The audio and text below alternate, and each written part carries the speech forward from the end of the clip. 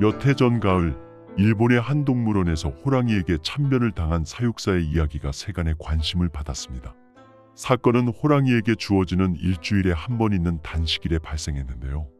호랑이는 40세의 젊은 사육사의 생명을 앗아갔지만 유족들은 그 호랑이의 죽음을 원치 않는다고 밝혀 세간의 이목을 집중시켰습니다. 이처럼 호랑이가 오랜 시간 함께한 사육사를 물어 큰 상처를 남기거나 죽음에 이르게 하는 사건은 전 세계적으로 심심치 않게 발생합니다. 동물원에서 태어났을지라도 절대 숨길 수 없는 그들의 본능은 애초에 인간에게 길들여질 대상이 아니었는지도 모릅니다. 이러한 고민은 꽤 오래 전에 시작되었습니다. 중국의 전래서 장자에 등장하는 호랑이와 사육사에 대한 일화도 그중 하나인데요. 글에 등장하는 사육사는 살아있는 먹이나 자르지 않은 먹이를 주는 것을 피했습니다. 이렇게 함으로써 호랑이의 본능인 산먹이를 찢는 행동을 억제하고 피하려 했던 것이죠.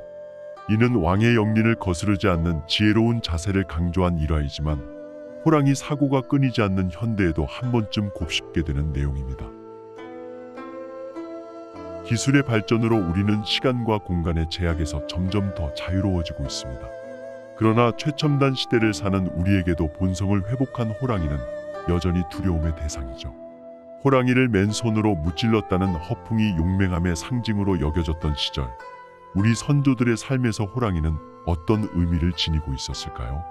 산을 넘다 우연히 만났던 야생 호랑이가 불러일으키는 공포와 경외감은 아마 우리가 상상조차 할 수 없을 정도였을 것입니다. 조선왕조실록에는 이러한 호랑이와의 만남이 생생하게 기록되어 있는데요. 1402년 경상도에서 겨울을 지나 봄까지 호랑이에게 죽은 사람만 수백 명이라는 기록을 보면 사람이 모여 사는 곳에서도 호랑이로부터 안전하지 않았다는 것을 알 수 있습니다. 또 1405년 밤에 호랑이가 근정전뜰에 들어온 기록을 보면 호랑이는 우리가 상상하는 것과는 다르게 산기슭에서만 볼 수 있는 동물이 아니란 걸 알 수 있죠.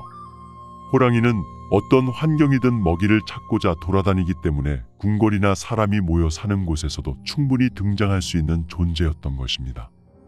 특히 조선왕조실록에는 호랑이의 머리를 박연이나 한강 양진에 담갔다는 내용이 여러 차례 등장합니다. 이는 가뭄을 해소하기 위한 의식적인 행위로 호랑이를 제물로 바쳐 특정 목적을 달성하려는 시도로 볼 수 있겠는데요. 이러한 기록은 문종에서 광해군 연간까지도 이어졌으며 세종연간에 가장 많은 기록이 있는 것을 보아 이는 호랑이 머리를 용에게 제물로 바쳐서라도 가뭄을 이겨내고자 했던 백성들을 사랑했던 왕의 면모가 잘 드러나는 대목이라 볼 수 있겠습니다. 산신도에서 호랑이가 산신을 보좌하는 영험함을 가진 동물로 그려진 것처럼 호랑이는 대부분의 민화 속에서 용맹함의 상징이자 초월적인 능력을 지닌 수호신으로 묘사되었는데요. 호랑이의 용맹성을 강조한 군호도나 호피도 등은 그 기백을 본받고자 주로 무관의 집무실이나 거처를 장식하는 용도로 사용되기도 했습니다. 그런데 유독 자코도에 등장하는 호랑이는 사나운 두려움의 대상과는 거리가 멉니다. 우스꽝스러운 얼굴과 자세가 특징적이며 찌그러진 얼굴이 고양이를 닮았다고도 하죠. 조선민화박물관 소장 작품인 군호도처럼 여러 마리의 호랑이를 그리면서 어미 호랑이에게는 줄무늬를, 새끼 호랑이들에게는 표범무늬를 그려 넣은 작품도 있습니다. 설마 호랑이와 표범을 구분하지 못했던 걸까요? 사실 우리 선조들이 호랑이와 표범을 섞어서 또는 심지어 한 가족으로 그린 것이 호랑이와 표범을 구분하지 못해서는 아닙니다. 그저 호랑이나 표범이나 두려운 대상이자 생각보다 가까이 공존했던 존재였을 뿐이죠. 태조실록에는 태조가 사냥하는데 표범이 갈대 속에 엎드렸다가 갑자기 달려들었던 사건이나 정한군이 사냥 중에 표범에 물릴 뻔한 사건이 기록되어 있는데요.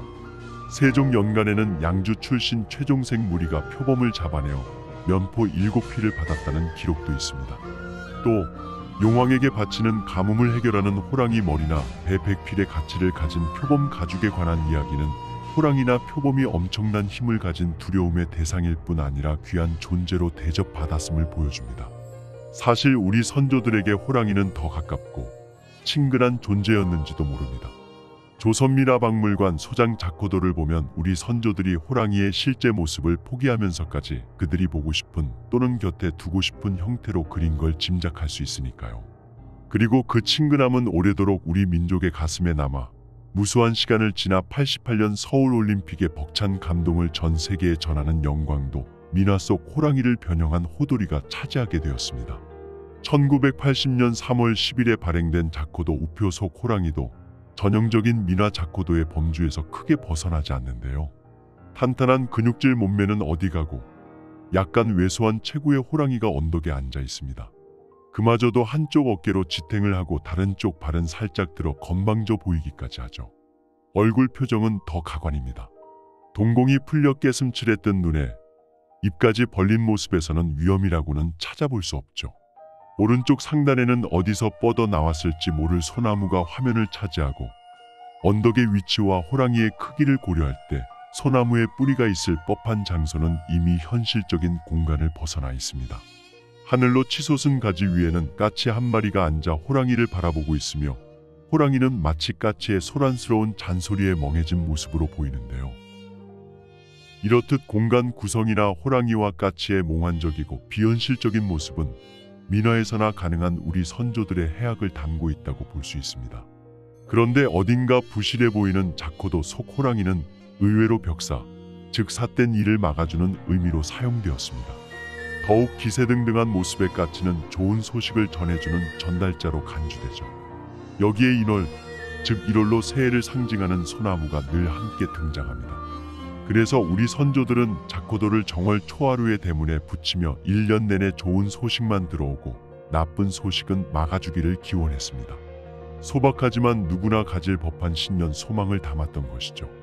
이왕이면 다홍치만 하고 내 집 대문 앞에 붙여 앞길을 쫓는 존재라면 친근한 모습이 좋지 않을까 생각한 결과가 아니었을까요? 맹수의 왕이 집주인과 친한 존재라면 누구든 못된 일을 저지르고 싶진 않았을 테니까요. 그림이 없을 땐 범, 호자를 크게 써서 문에 붙이기도 했는데 글자만 있어도 위험으로 인해 나쁜 일이 대문을 넘지 못할 것이라는 믿음 덕분이었습니다. 수호의 의미만 있다면 자코도 속 호랑이의 형상은 어떠해도 괜찮았죠. 그래서 그림 실력과 관계없이 다양한 민화가 선조들의 가정에 파고들어 대중화될 수 있었던 것입니다. 과거 우리나라 전역에서 발견되던 호랑이는 1929년에 경북 경주에서의 공식 기록을 마지막으로 더 이상 출몰하지 않고 있습니다. 이제는 동물원의 좁은 울타리 안에서 야생의 기억과 본능을 잊어가는 또는 소란스러운 서커스 무대에서 조련사의 몸짓에 따라 묘기를 부리는 어딘지 애처로운 모습이 우리가 마주하는 호랑이의 모습이 된 지 오래되었죠. 표범 또한 1970년 3월 6일 경남 함안에서 호수가 수컷 표범 한 마리를 포획한 뉴스 기록을 마지막으로 더 이상 발견되지 않았는데요. 이처럼 우리나라에서 호랑이와 표범이 사라지게 된 가장 큰 원인은 일제강점기 동안 해로운 짐승으로 규정되면서 호랑이 97마리와 표범 624마리가 포획된 것이 시작이었습니다. 표범의 경우 해방 이후까지 생존이 확인되지만 이것은 1970년 마지막으로 잡힌 표범 기사에 시가 70만 원이라는 문구처럼 돈이 되는 동물로 여겼을 때문일 가능성이 컸죠. 선조들이 일상에서 마주하던 두려움의 존재, 산신과 동행하는 영험한 능력을 가진 동물은 이렇게 역사로 박제되었습니다. 그러나 선조들이 우리에게 물려준 민화 속 호랑이는 여전히 용맹하면서도 친숙한 얼굴을 하고 우리 앞에 있습니다. 그리고 매년 우리네 삶에 터벅거리며 들어옵니다.